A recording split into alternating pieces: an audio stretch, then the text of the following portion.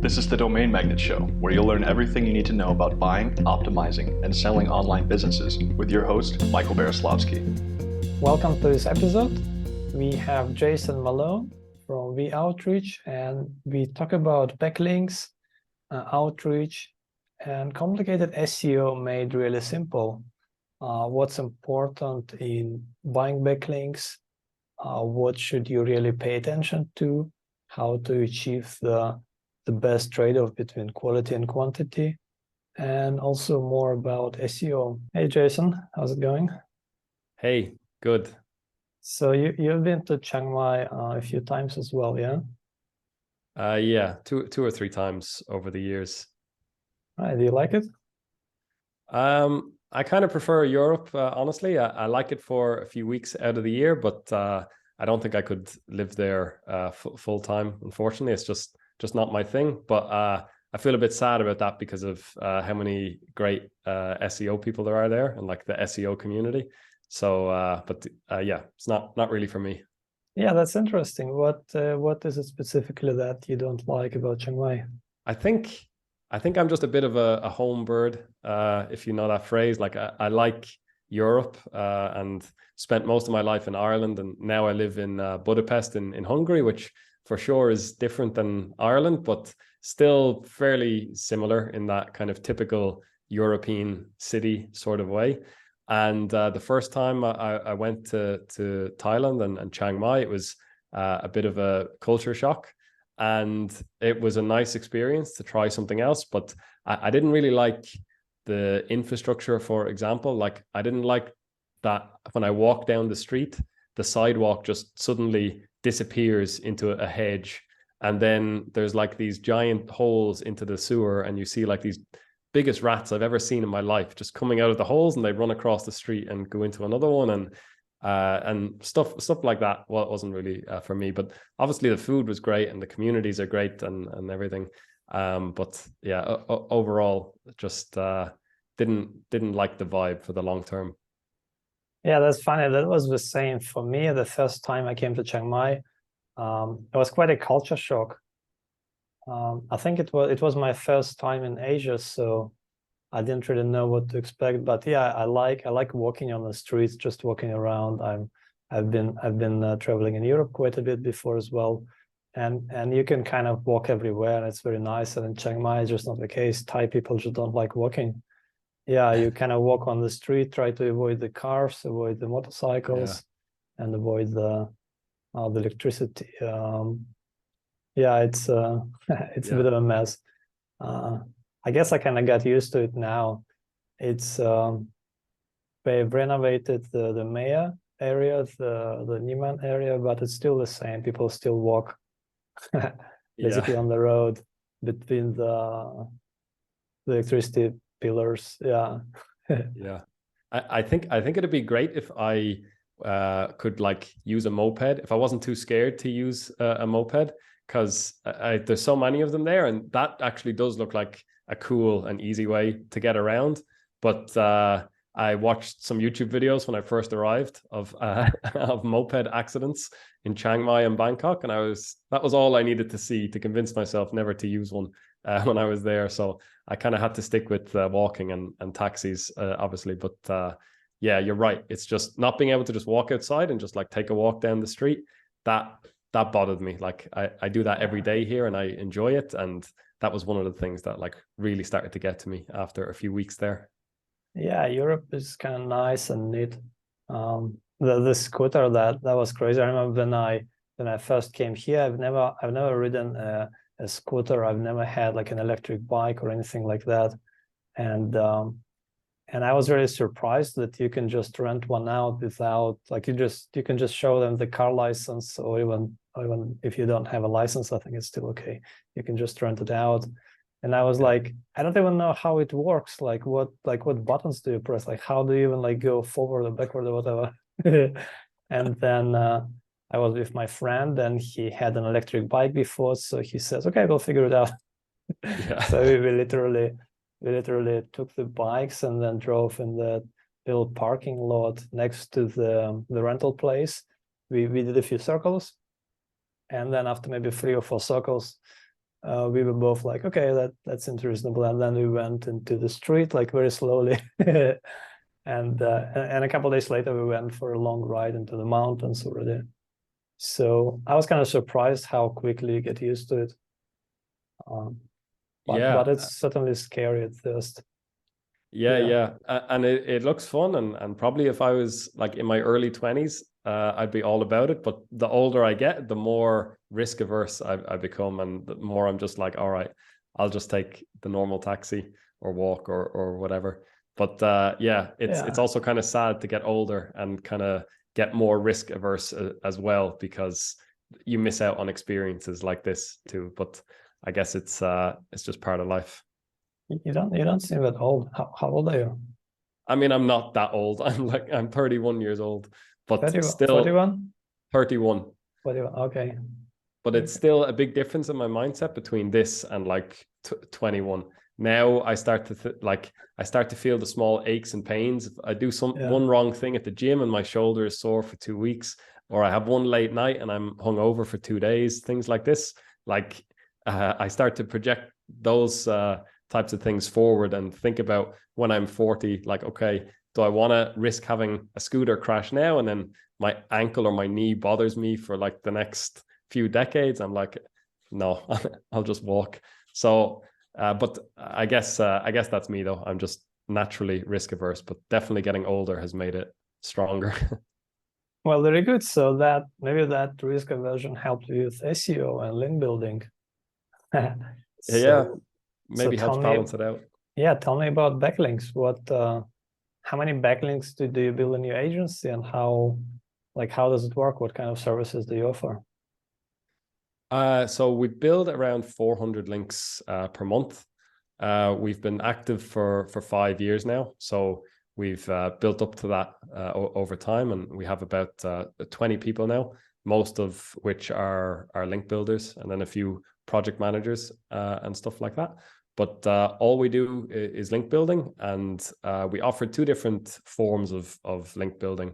So we don't work with everyone, I guess, is the main thing. We have like these fixed scope packages, and if you're a good fit with one of those, then that's cool, and if not, it's like we're just not a good fit to work together.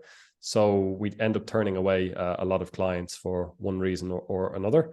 But we have our authority building package, which is just like, you come to us, you say, here's my website, here's all the content I produce, and we'll just build links to like any page on that website at all. So you don't give us specific pages or anchor text or anything like that. It's just, as the name says, we're just building the overall authority of the website.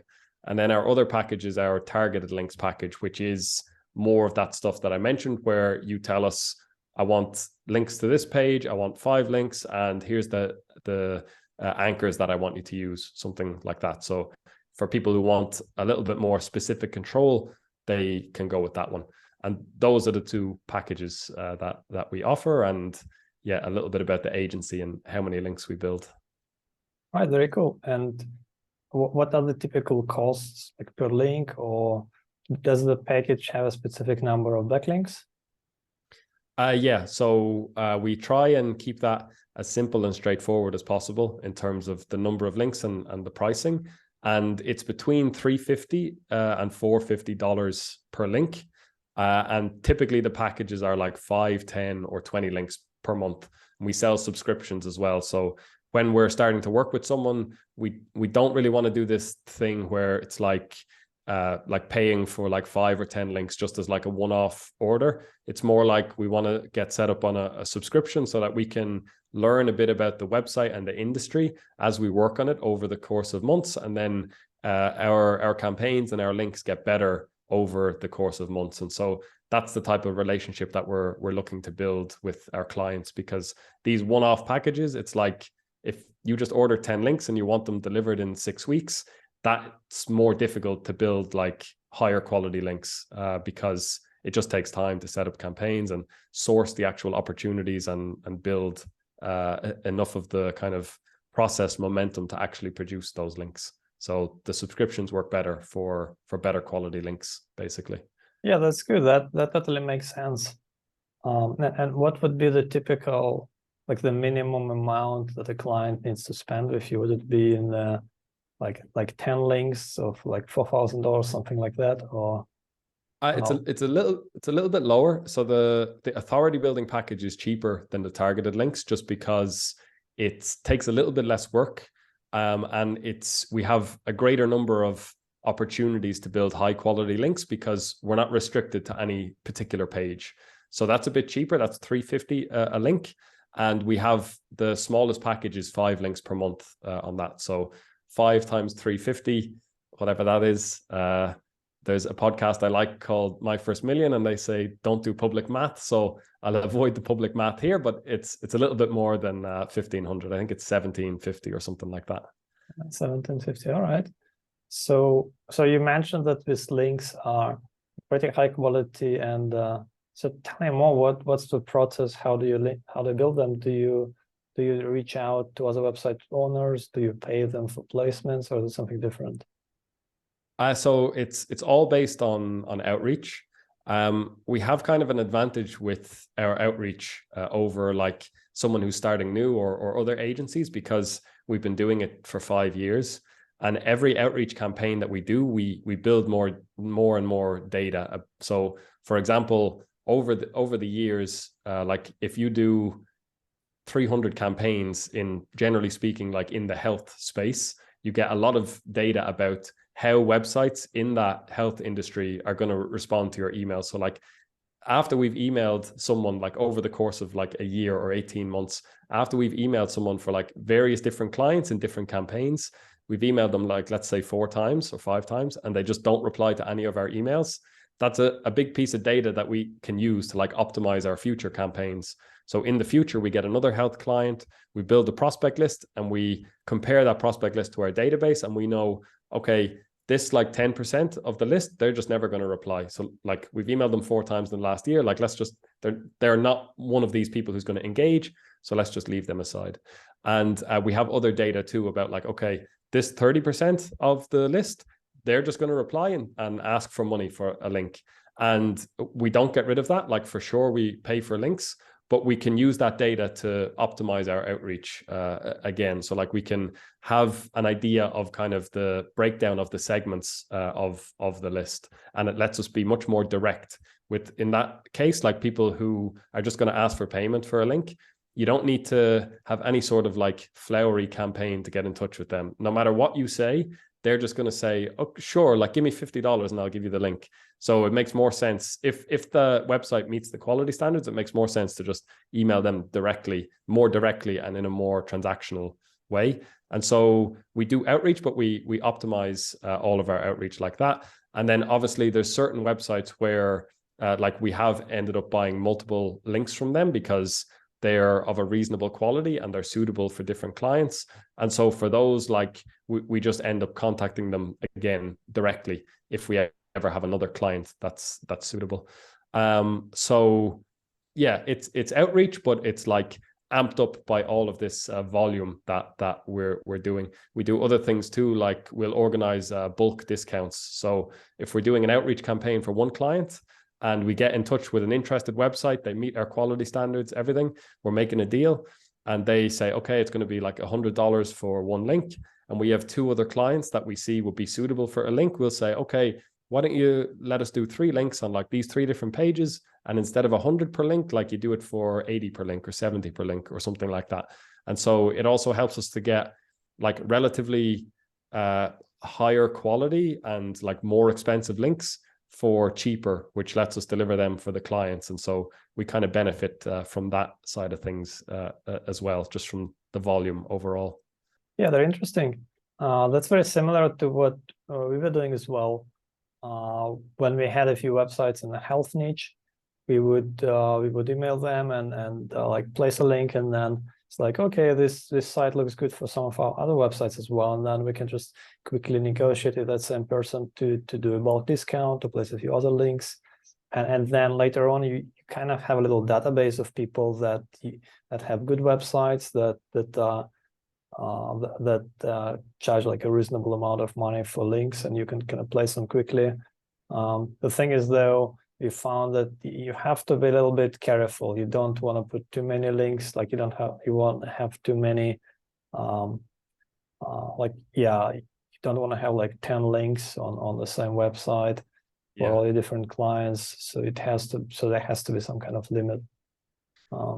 For sure. Yeah, we have a limit.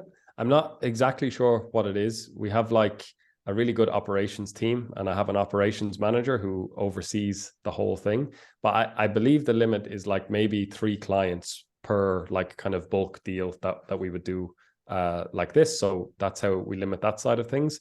And you hit the nail on the head with the overall dynamic that's going on here as well, because many agencies eventually turn into just database sellers or something like that, where no matter which client comes to them, they're just going to these like big link farmy websites that they can claim are relevant because the website has like 20 different categories about every topic under the sun that you can imagine. So they can justifiably sell links to like all these different categories. And many agencies out there, they'll like tell you that they do high quality link building, but then they just go to this database and just buy these kind of crappy links over and over again. And so we're definitely conscious of that. And the reason our clients like us is because like we don't do that. We're not the typical agency. And so we try and strike the right balance of using the advantages that we have as an agency with like the scale and volume that we have without overdoing it. So we always sort of do the hard work to like get the good links and never take the easy route of just building a link just because it's easy and we want to get it delivered and get it paid, because we know that that's the same recipe that every other link building agency uses. And if we just did that, then our target clients wouldn't like us anymore. They come to us because we put this extra effort. So that's like, I think that's the most core thing about our business, actually. Like our very best clients are the ones who are like sick and tired of every other agency that promises high quality, but then just does these like crappy link farm links. And it's like the same websites every single time, but then they come to us and they get something a bit different. So we have a good quality framework that we use to sort of be very clear with the clients about what they should expect. And that's how we keep things in line and where they should be. All right, very cool. So I want to get deeper into the links and the criteria and how it all works. So do you know the data? Like, would you say most of the links you placed are paid, like the vast majority are paid? Or is there a large number that are just not paid, that you just give people some nice content, a guest post? And are most like link inserts or guest posts? These days, the vast majority are paid links. I don't know what the number is exactly, but it's like 85%, something like that. I think people have been getting so much like link request outreach over the years that now it's just the natural reaction of website owners that they kind of want a slice of the pie as well. So that's just the reality. But I think the sweet spot, so in terms of paying for links, the sweet spot that you need to find is a website who, yes, they want their cut of the action because they know they're giving you something valuable when they link to you. But they also are going to maintain some sort of editorial standards and not link out to like everyone who comes like waving $100 in their face. And there is a sweet spot in there for making deals with those types of websites. And so that's what you want to optimize for, I think, in terms of building links. In terms of the split between guest posting or edits, I think you asked about. I don't know the split exactly again, but I know we do a lot of guest posting these days because I've pushed for it a lot with the operations team over the last year or two, because I think it's great. Like if you think about link quality, one of the things you need is like the relevance of the page and like your anchor text and the specific placement of the link on the page. And with niche edits, a lot of times it's like you can get a link, but it's like, you're kind of just like shoehorning it in there and sort of stretching your quality standards of like, okay, it's kind of relevant. The link placement is kind of okay. I guess it'll do. But with a guest post, if you get a website to agree to a guest post and you have good content production processes and everything like that, you can fully control the entire page of where you're going to get your link. So that helps link quality so much, because even if the website itself is like just okay, you can still make it a great link because you can make the page itself super relevant and great in itself. And there's other benefits of guest posting as well. It's more compelling for the prospect and stuff like that if you can actually give them content in a good way. And there's a few other small tricks, like maybe you take 2 minutes and do some small bit of keyword research and add that to your sort of offer for the prospect. Like, hey, we're not just going to give you the guest post, we're also going to optimize it for a keyword. And then also, like, we'll give you whatever the cash payment is you want alongside it as well. And the approach that we take to link building these days is not about, like it used to be in 2016, it was all about you send your outreach emails and it's like, hey, give me the link. I have good content. Please give me the link. It's all about you. But these days it's all about the website. And so when we're talking to a website, it's like, okay, yeah, we want a link. That's why we're talking. But the first thing we want to do in return for that link is to give you as much value as we can. So like, do you just want a cash payment? Do you want a guest post? Like if it's a guest post, we can make it awesome in these ways. Or like a 3-way link exchange is another really powerful tactic, I think, these days. But whatever they want, that's what we try and fulfill first. And then in return, they're like happy to give you a link. So that's some things about the types of links we build and how we build them. All right, very cool. What anchors do you usually use? We don't look at it too specifically. Most of the things we do, like we try and keep the strategies pretty simple. I think I said when we were discussing this by email that we focus on the exceptional execution of simple strategies. And so we don't go down this road of like, oh, the anchor text needs to be like 30% branded, like 30% keyword focused, and then the rest just random or something like that.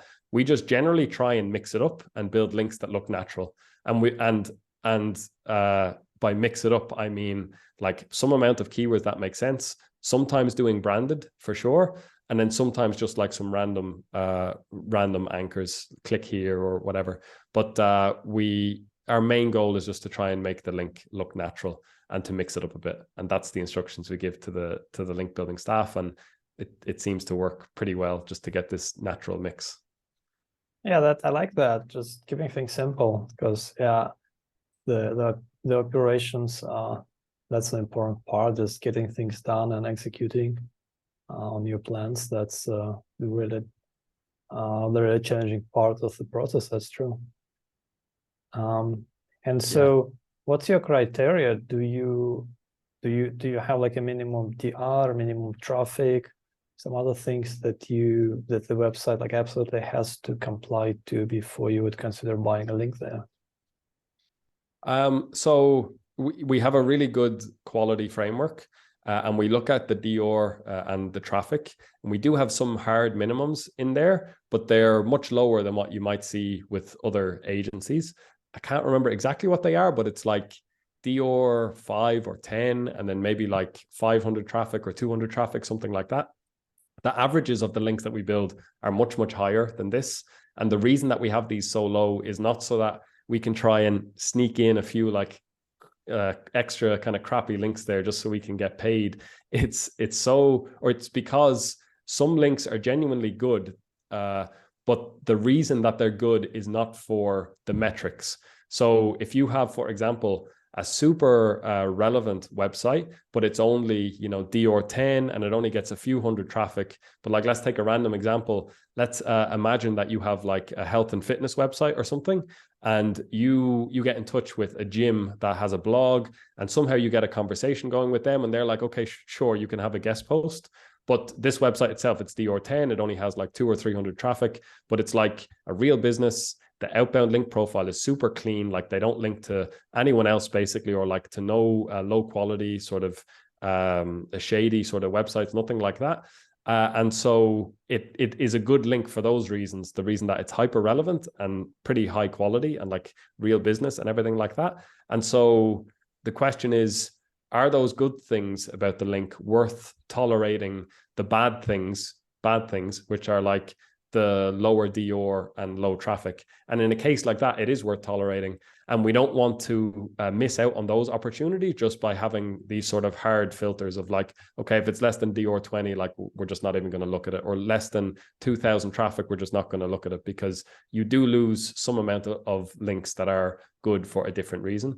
And that's how our overall quality framework works as well. We're looking at the DOR, the traffic, the quality of the outbound link profile is another thing that we're looking at, because like we talked about, many websites just sell links to anyone and everyone.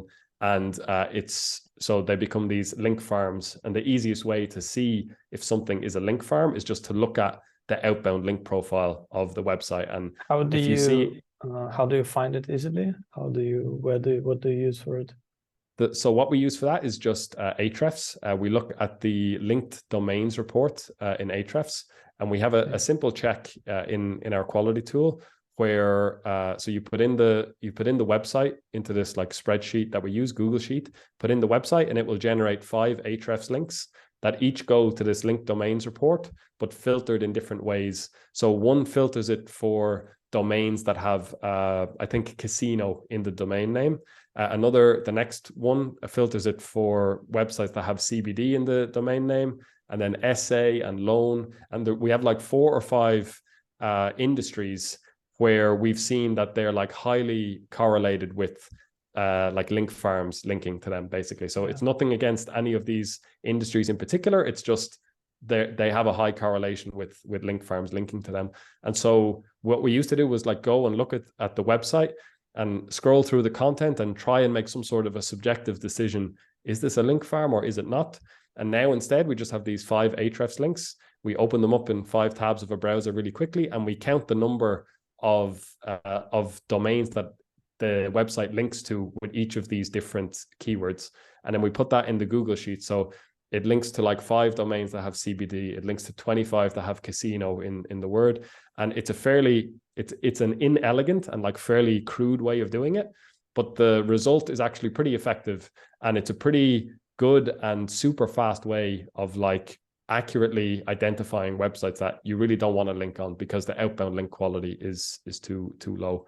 And so we put that in the sheet alongside DOR and traffic.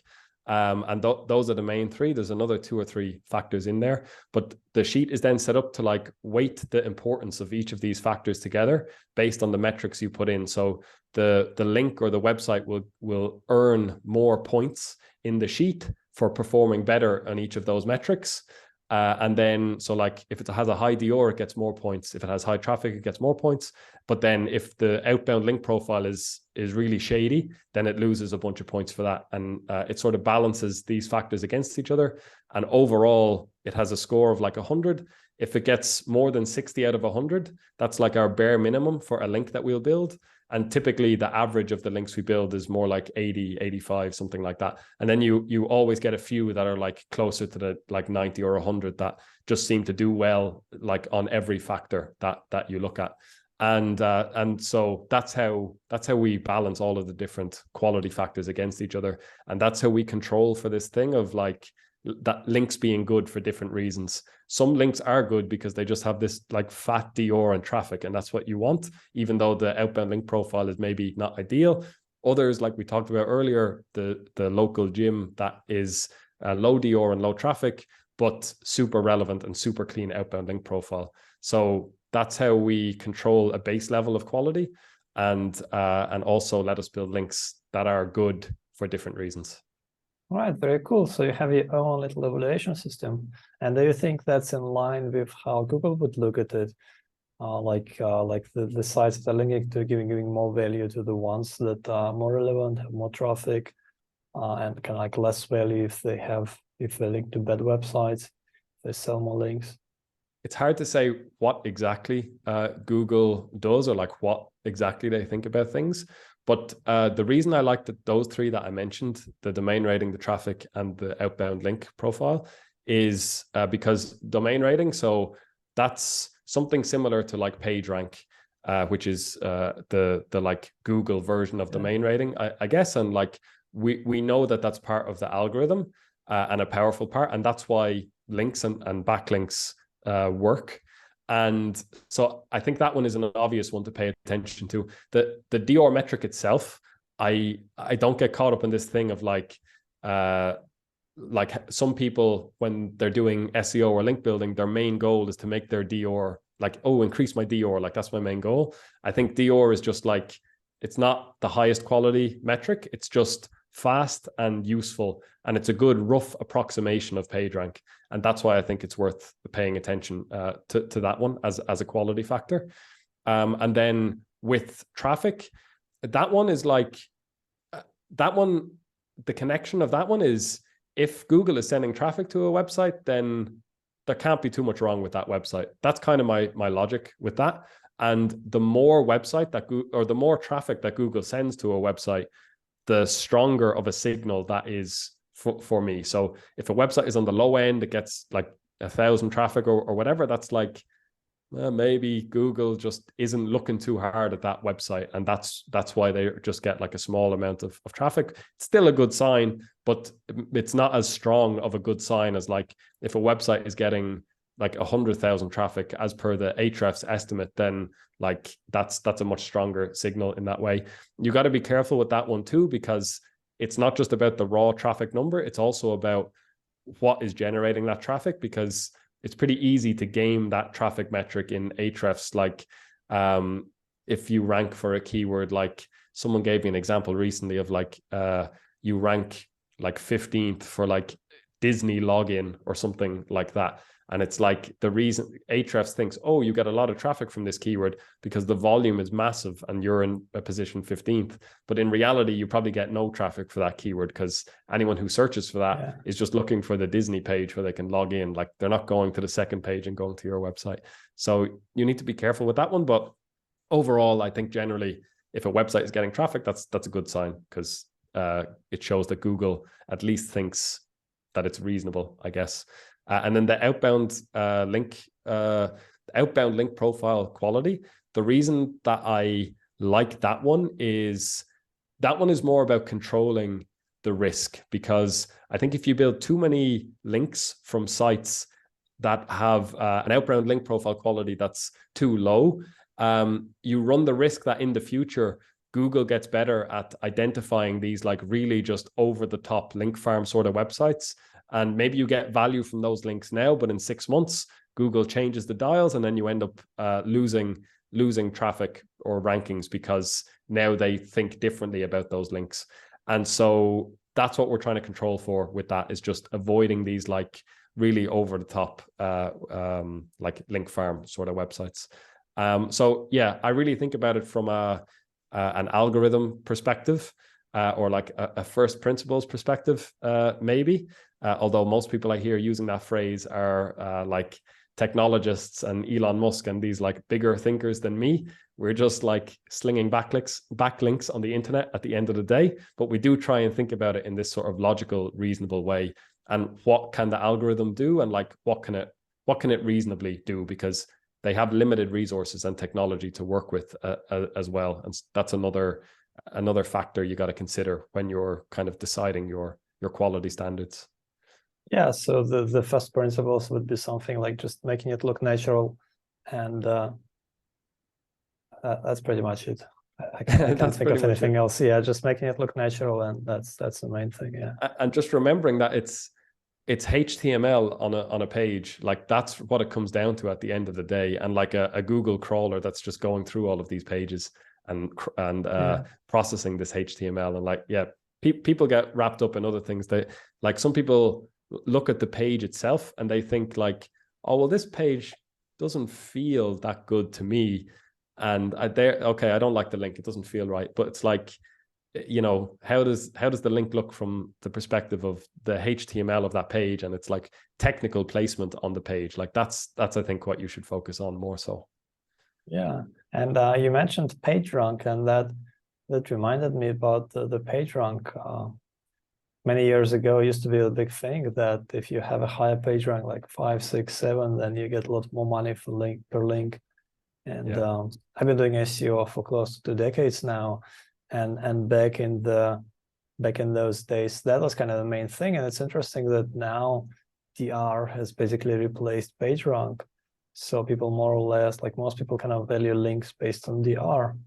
And yeah, and it's sort of the same that it was before as this now, like relevance, quality, it's probably more important overall. Yeah. Yeah. But the PageRank technology is still in there in the algorithm, so they don't show you the score anymore. But like the overall logic of like the more links a page has, the higher its PageRank score. I think that still holds true, and that's the way I try and think about it. But you're right, Dior much more accessible and popular these days, and especially you've been around SEO for a long time. I also have, not as long as you, but maybe around half the length of time that you have, or a little bit more, but still long enough to know to see the development of these metrics. But a lot of other people that come in just in the last few years, they don't know the history, and they don't think about the underlying algorithm. They just think about, oh, like if you have high DR, that's better, because that's what all of the courses and blog posts tell me. And that's a bit misleading, because you can game the DR metric just like you can game everything else. And at the end of the day, Ahrefs is a big company. They have a lot of technology, a lot of servers to calculate this DR, but Google is bigger, and they have more resources to even calculate whatever their version is of DR, let's say PageRank, even more accurately. And so, you got to take these metrics with a big grain of salt, I think. Yeah. Right. So what are your thoughts about expired domains and like buying them, redirecting them to your domains, or starting sites on expired domains? Do you do anything like that for your clients? We don't do anything like that. My thoughts in general, I've seen a lot of people be successful with it over the last few years. I've also seen people try it and it just falls flat. And my impression of it has always been that, so when we're building links and stuff, I'm trying to think about making the links look as natural as possible and as future-proofed as possible. And I always thought with like an expired domain that you just 301 to another site, that's such an easy thing for Google to en masse just kind of see and devalue in the long run, because that's what they do. Like if a link building strategy is overused, they look for a way that they can kind of fight back against it. And this one seems like the easiest one in the world to fight back against. It's like, oh, okay, everything that has a 301 redirect, we just turn down the juice by 30% or something. And then, so they just turn down the juice, and then the strategy is dead. And I think just anecdotally from what I've heard more recently over the last year, let's say, people are starting to see less success with this strategy, or at least less reliable success, because it used to be pretty reliable and good, I think, and now it's a bit less. So that's just my anecdotal experience, though. Yeah, that's a good point. I'm actually quite surprised that it still works, and it actually works quite well from what I know. Most people who build websites that I know quite a few, they mostly use some expired domains whenever they can. They buy like quality expired domains with good backlinks, with good history, to build new websites. I mean, with some people I'm talking about who build sites for like affiliate sites or ad sites. So your clients are probably like real businesses who might have some sort of like actual product or actual service, right? So it's a bit different. But I'm quite surprised that it still works reasonably well, because it's so easy to detect for Google. It's so easy to devalue. Maybe it's because it does look somewhat natural, because if you're redirecting one site to another, you're kind of saying, okay, I moved to a different site, or like you're just saying, like I'm giving up on my own site. I'm so, like I'm giving up on my own vote and giving it to this website, something like that. Yeah. And I guess like most things, it depends on the way that you do it, like the quality with which you execute the strategy. People do it in very clever ways where they get the domain and then they redirect all the pages separately to like a page that makes sense on their website and stuff. And I think doing it in that way probably improves your chances of success and decreases the chance that you get caught or get some negative consequences from Google. So yeah, like everything else, I guess if you do a good job with it, it's more effective, more likely to work. Yeah, that's true. That's they buy a domain and sometimes they wait a little bit and just put the old website back so it gets indexed first, or sometimes they just put a new website right away and then find the pages that get the most links and kind of restore them, or put some new content on them. So it is quite a strategy. And I know some people who do it in a slow way, like they put a few articles, see if they rank, and then put more and more gradually, because sometimes it works, sometimes it doesn't, and others just put a lot of articles right away. So there is quite a science to it. But yeah, it's interesting because with SEO, there is sort of like two ways to do SEO, right? Like the one way is you can try to game the system as much as you can. You just find the easiest way to game it, like with expired domains. And the other way is basically just doing what you know is going to last for a long term.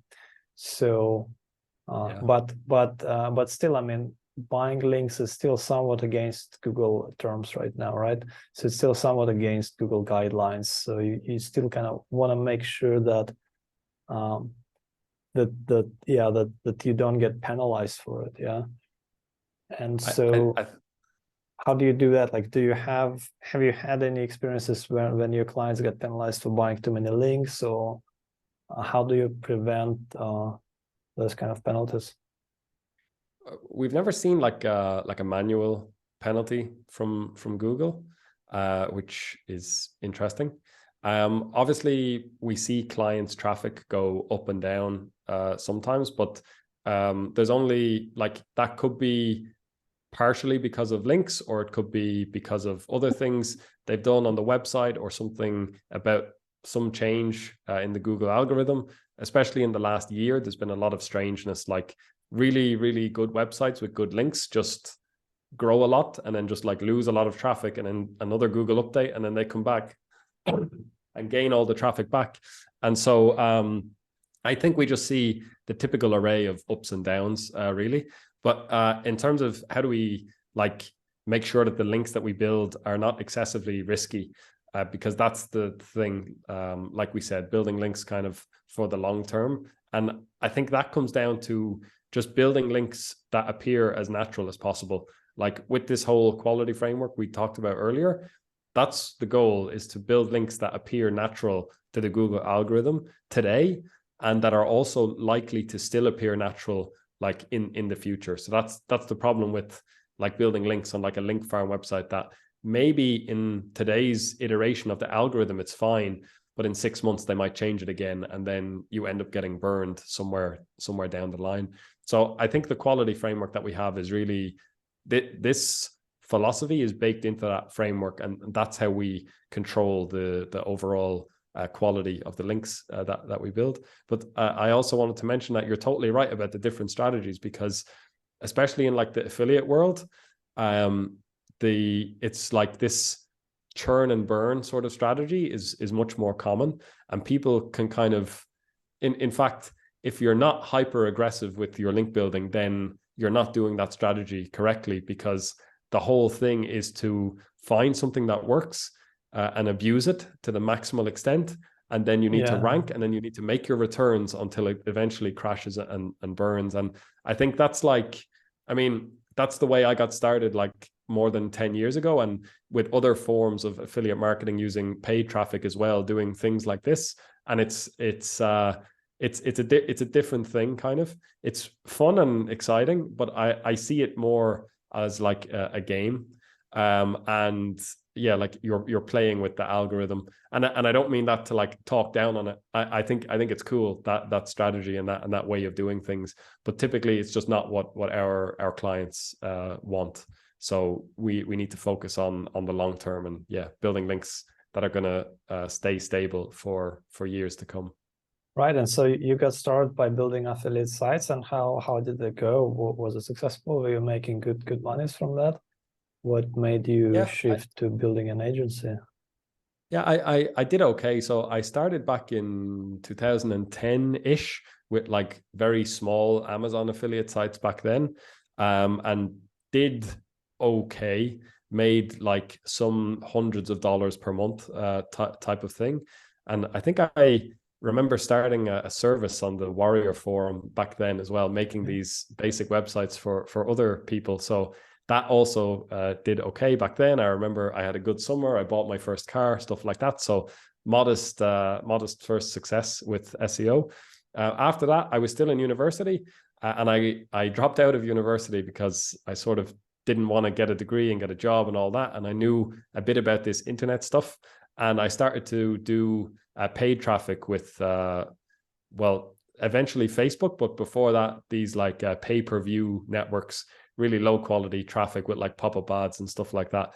But some people managed to make it work. Maybe not these days, but back then they did. But eventually started to work with a guy who was already really successful with doing affiliate marketing with Facebook traffic. And I started to work for him basically, but I had a really large profit share. He would give me 50% of the profits of any campaigns that we were running. And that's how I got started. Did that until 2016. Then that became really difficult and sort of died down, and then got into SEO again and affiliate marketing with SEO authority sites. I bought the Authority Hacker course. That was how I got back into it. Built some authority sites, and I bought and sold some websites, usually small websites, like selling for like high five figures. That's what I was trying to say. So nothing super huge. Around that time, honestly, I had done very well with the Facebook stuff and affiliate marketing, and then was starting to do well with this SEO and affiliate marketing, but managed my finances poorly, and ended up with a tax bill that was like 3 times higher than I was expecting, and that was more than the money that I had available to pay it. And so I was like, shit, that brought me back down to earth with my financial management skills. I made a deal with the government of like a repayment plan. And then it was basically then I didn't have any capital to like invest in building my next website because it takes time, takes money. And so I needed something that was a faster cash flow.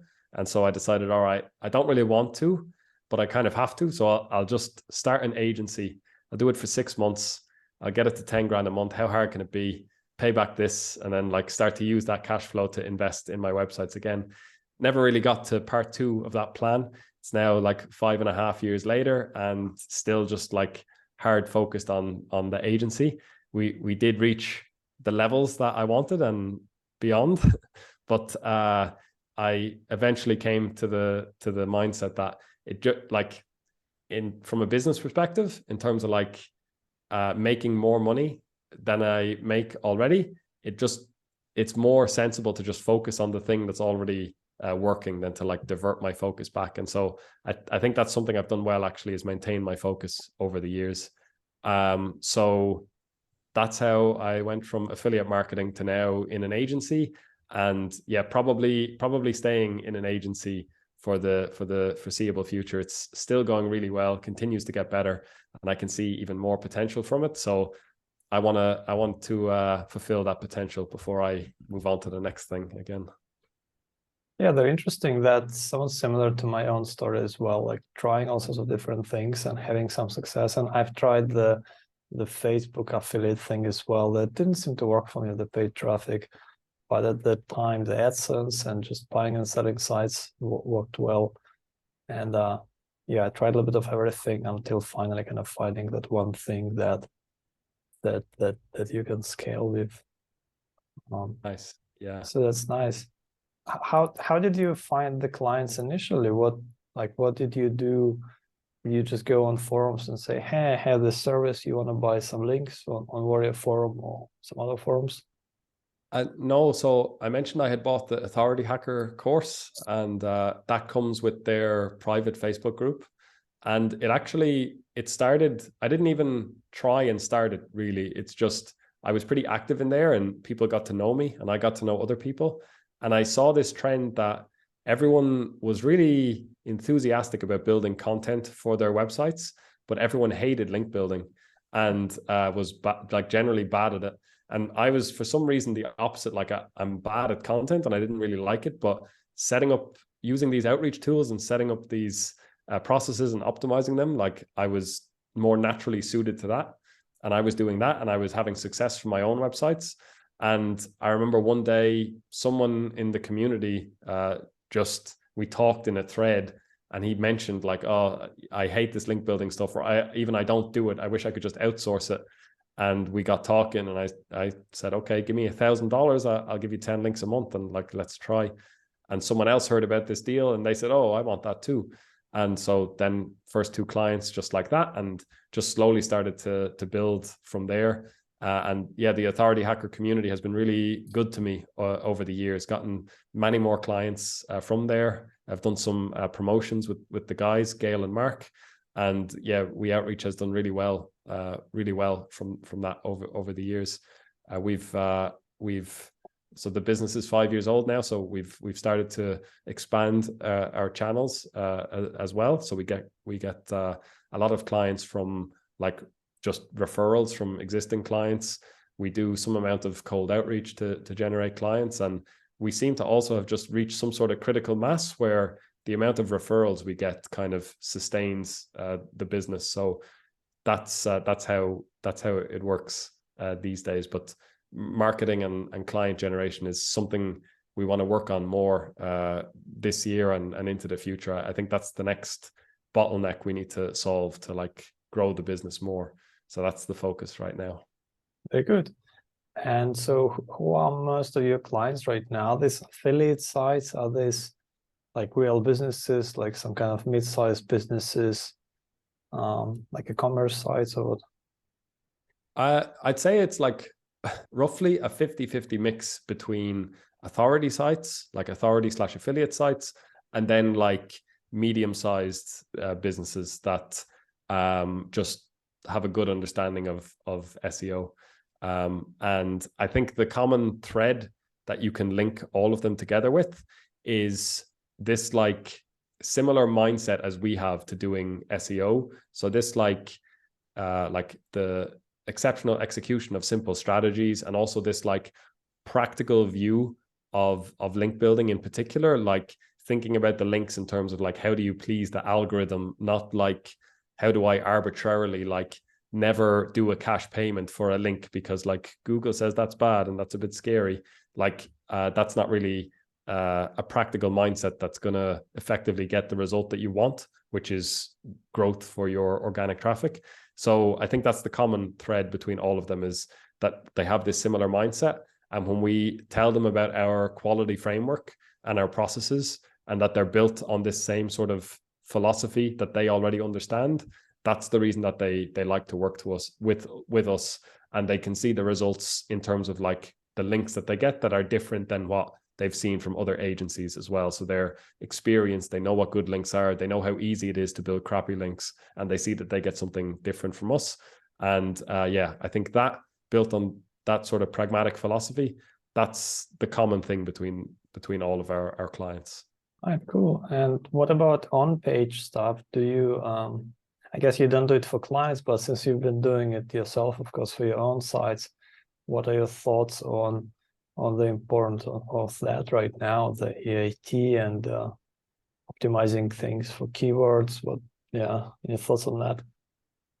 I mean, I think it's really important. And I mean, the extent from the link building business perspective, the extent that I think about it too is that it's very important. It's a critical foundation you need to have. And if you don't have that, link building is going to be useless for you. So like, that's one reason that we won't work with someone, is if they don't have all of those things in place. And yeah, we're not in a position to like help them fix it either. So it's unfortunate when that happens. But yeah, I think it's like, what kind of things is that? Do you have like a list of things that you look at before you decide to work with a client?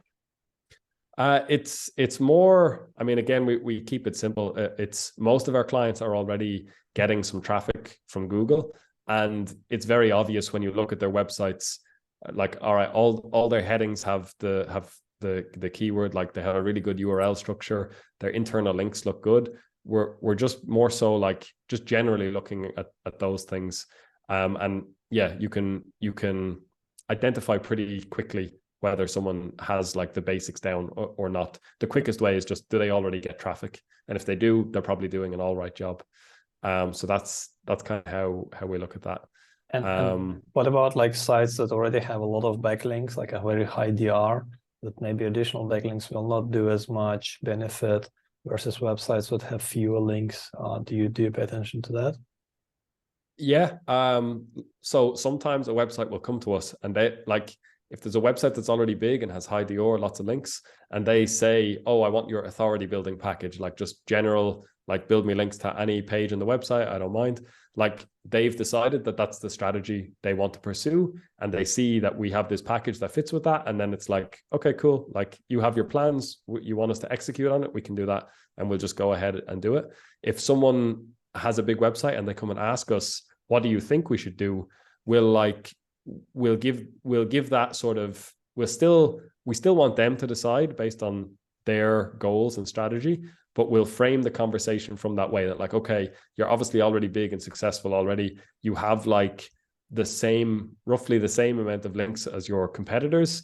And so like the authority building, like you said, is probably not going to have that much benefit. And so are there any specific pages that you want to focus on instead? Because then the targeted links package makes more sense.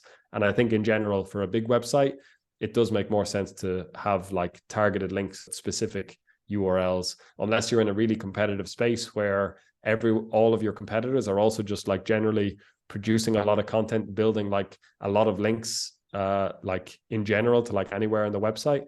Then we get some clients like that too, that are large and successful. Maybe they're doing their own link building already. Maybe they're using even another agency already, and they're just like, we just need more volume just to keep up with the competition. So like, just get on, we want to get on your authority building package and just increase our overall monthly volume. So it kind of depends on what the client wants.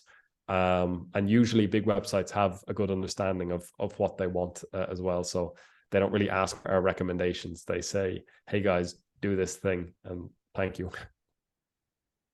Right. And you mentioned the doing simple things with good operational excellence. So let's talk more about that. How did you build your team? How do you make sure that things get done properly? So, yeah, I think one of the things I'm really good at is outsourcing things. And I find it very easy to like let go of a process and give that to someone else to handle. And so that was a struggle at the start, because I would give this control and autonomy to people, to like the link builders that I started hiring at the start. But then I didn't have enough of the management skills to like, you know, do the weekly one-to-ones and make sure they kept on track and stuff like that. And so it was a bit messy at the start. But then eventually I just got to the stage where like I muddled through that messy phase. And then I was able to hire an operations manager who has like the perfect complementary skill set to mine. So I'm good at seeing the business from the high level, where we're placed in the market, who our target clients are, stuff like that. And but I'm really, really bad at like, give me something like the same task that I need to do repetitively every day or every week, and on the second occasion I'm going to fail, because I just get like tired of it really quickly, or I can't do it, and I'm not very organized. And Matt, the operations manager, he is like totally organized, obsessively organized, and like really good at keeping things in line, keeping things moving and optimizing things. And so now we have this dynamic where I can figure out the high level things of what we need to do. I'll play around with things. I'll do some basic testing, and I'll give him this like messy, like duct taped with like random bits and pieces coming out all over the place. I'll give it to him. He'll figure out the core parts of it. He'll optimize it right down, and then he'll implement that through the team. And then he just keeps everything ticking over. And he's done a really good job at nurturing the rest of the team too. So we have Matt at the top of the operations, and then we have like some of the more senior link builders as well, that are acting as like half link builders, half project managers who manage their other kind of link builders below them. And the whole thing, like it runs really, really smoothly from the operations perspective. A lot of times me and Matt talk, and it's like, we've joked before about sometimes you read like a management book and it paints this picture that seems like a utopia of how a smooth business runs. And it seems like that's never a reality. But for us, we just look at the business and it's like, oh, okay, like we implemented the things and it runs really smoothly. Like, okay, cool. We don't have that much to talk about. Like, I'll see you next week type of thing. So yeah, I think that's the key, is just getting the right people in the right seats. That once I heard that bit of like business logic, it like just made so much sense to me. And the logic of it made so much sense to me that I've just been really willing to do that as much as possible. And it seems to work. Where are your team based? Are they mostly remote? They're all remote, yeah. So mostly in Eastern Europe. So Serbia, a lot of people in Serbia work for us, and other countries near there, and a few in South Africa as well. That's like the two core hubs.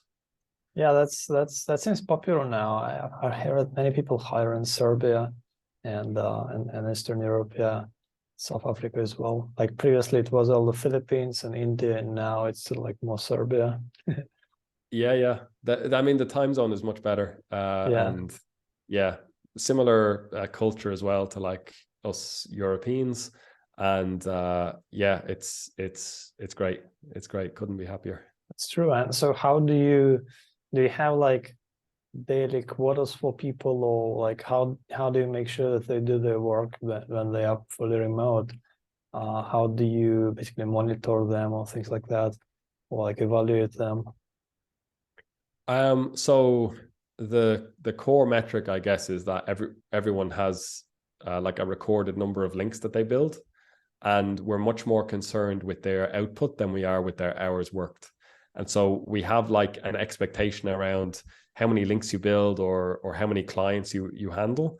And if you're insanely good and that takes you 2.5 hours a day, then that's great. Go enjoy the rest of your day.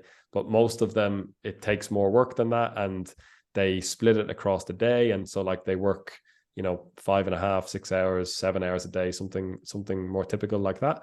But we don't monitor the time. And it's like, if you're doing the work, then that's great. And this management structure of Matt, the operations manager, and the project managers under him, that structure holds people accountable, because if there's a link builder underperforming, then the project manager will see that and they'll come and talk to them and specifically request a call and say, hey, what's going on? Like, how can we fix this? And usually it works to get it fixed. And so, yeah, and there are regular calls too. I don't know exactly how it looks. Maybe, I don't think weekly, but maybe bi-weekly. There's also different kind of sets of team calls. But honestly, for the operations, I'm not involved in most of it, because that was what I wanted when I hired an operations manager. Like, again, I heard this logic of like, you delegate the responsibilities to someone who is more capable than you of handling them, and then you focus on your responsibilities. As soon as I heard that logic, it like made total sense. And so I've leaned into it as much as possible. And it's taken a few years with Matt, the operations manager, to build up to this. But now he's like fully in control of all of that. And my engagement with the operations team is generally like a once per week call with Matt. And that's how we keep in touch, and sometimes work on specific projects of things we want to implement. But that's so that's how the hierarchy and accountability works. Very cool. And do you handle the clients yourself currently, or is your team managing all the new and existing client with client reports and everything? We have an account manager or two, or an account manager plus their assistant who they're slowly training, who come from the link building team. And so, yeah, for existing clients, they handle all of the communication, the reporting, everything like that. Matt is looking in on it all the time as well. And I'm still signed up for customer support notifications. So I have a quick read of everything that comes through the inbox. 99% of the time I don't engage, but sometimes I'll see a question and I'll add a quick note of like, for the account manager, like, hey, make sure you mention this thing, or like, hey, here's an idea for like how you might handle this or whatever. For new clients, up until very recently, I was doing all of the sales myself. We recently hired an account executive And so now he's handling the sales conversations.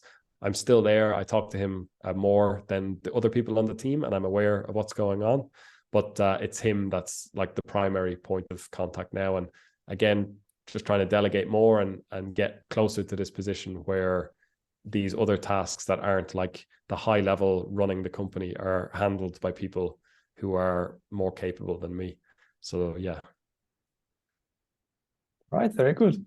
Well, thanks. It was quite interesting discussion. It's nice to see how you really like simplify the link building.